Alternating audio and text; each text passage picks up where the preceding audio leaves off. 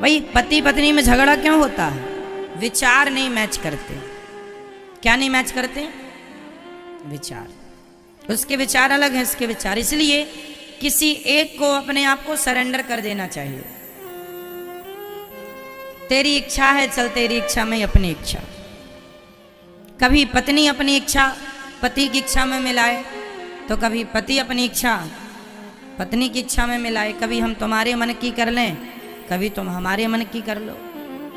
कभी तुम हमारे साथ वहाँ चलो जहाँ हम कहते हैं, कभी तुम हमारे साथ वो खाओ जो खाने लायक जो हम चाहते हैं, कभी तुम हमारे साथ वो चीज़ देखो।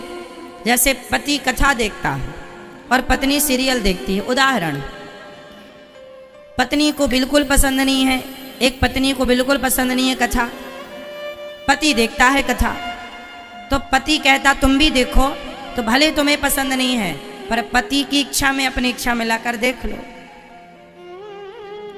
तो कभी पति को चाहिए कि वो जो कहती है उसकी पसंद की कोई चीज़ है टीवी पर देखने लायक, तुम देख लो।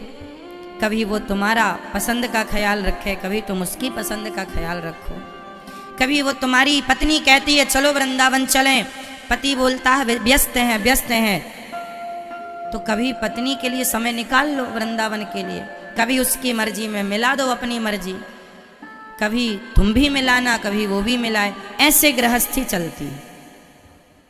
क्यों जी? सही है। पत्नी की इच्छा है वृंदावन जाने की, तो पति को चलना चाहिए। काम तो सारी जिंदगी रहेगा, जब तलक रहेगी जिंदगी फुर्सत ना होगी काम से। कुछ समय ऐसा निकालना ही पड़ेगा जिससे प्रेम कर लो राम से। समय होता नहीं है किसी के पास, निकालना पड़ता। तो ऐसे गृहस्थी चलती है। अच्छा, जिद करने से आप लकड़ी को जरूरत से ज्यादा झुकाएंगे, टूट जाएगी। जिद करने से रिश्ते टूटते हैं। हम तुम्हारी बात बिल्कुल ना माने, तुम हमारी सारी बात मानो, यदि ये जिद कोई पकड़ लेता है तो रिश्ते फिर टूटने लग जाते हैं।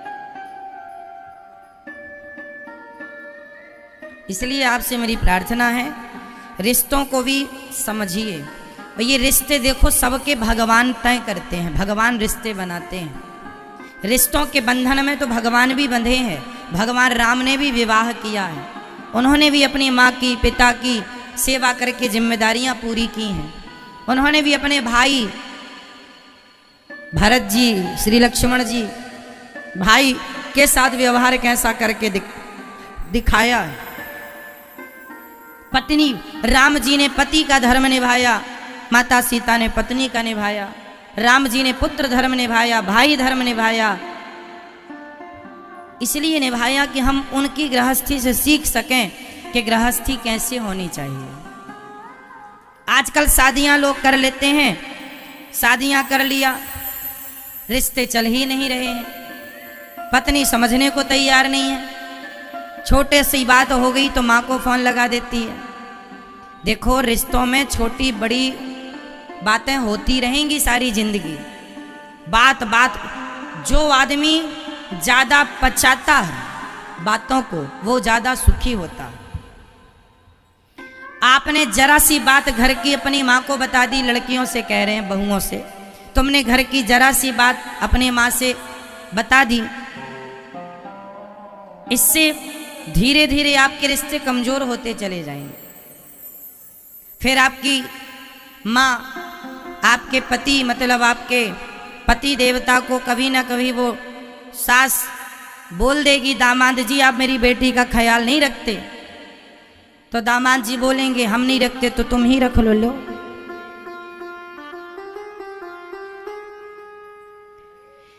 भाई पति पत्नी का झगड़ा सबके घर में होता है, होके एक हो जाओ।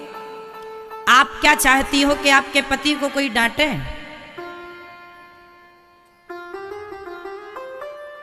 हमारे यहाँ सास ससुर दामाद के पांव छूते हैं, इसलिए छूते हैं कि अपनी बेटी का कन्यादान उन्होंने उनके हाथ में दिया है, और दान हमेशा श्रेष्ठ को दिया जाता है।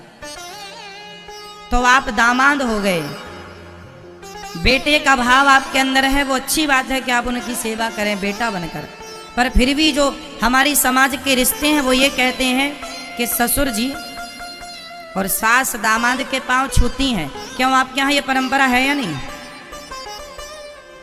सास ससुर दामाद जी के पांव छूते हैं, ये परंपरा है आपके यहाँ? बोलो हाँ या ना? हमारे यहाँ ये परंपरा है। सास ससुर दामाद के पांव क्यों छूते हैं? किस सिद्धांत से? क्योंकि आपने पांव पूजे हैं मंडप के नीचे, आपने माँ पांव मंडप के नीचे पूजे ना, तो जिसके पांव पूजे हैं तो श्रेष्ठ के ही ना पांव पूजे जाते हैं। पांव मंडप के नीचे पूज लिया तो जिसके पांव पूजे हैं, जिसका सम्मान किया है, जिसे बड़ा बनाया है, अब उससे अपने पांव कैसे छुपाएं? इस भाव से लड़की के माता और लड़की के पिता अपनी बेटी और अपने दामाद के पांव छूते हैं। इसलिए अब वो दामाद रिश्ते में बड़ा है। देखो उम्र में छोटा बड़ा अलग विषय हो गया कि उम्र में छोटा बड़ा अलग, वो सास ससुर माता पिता के तुल्य हैं, पर रिश्ते की जो मर्यादाएं हमारे देश में हैं, जो फॉलो हम कर रहे हैं, वो हम बता रहे हैं आपको कि रिश्ते के नाते आप उस रिश्ते के नाते आदर करते हैं कि ये हमारे दामाद जी, तो जिसका आदर किया है, मंडप के नीचे पांव पूजे हैं, आज आप उसे जलील कर रहे हैं, सबके सामने डांट रहे हैं, अपमानित कर रहे हैं। आप अपने दामाद का अपमान करके आप नुकसान किसका कर रहे हैं?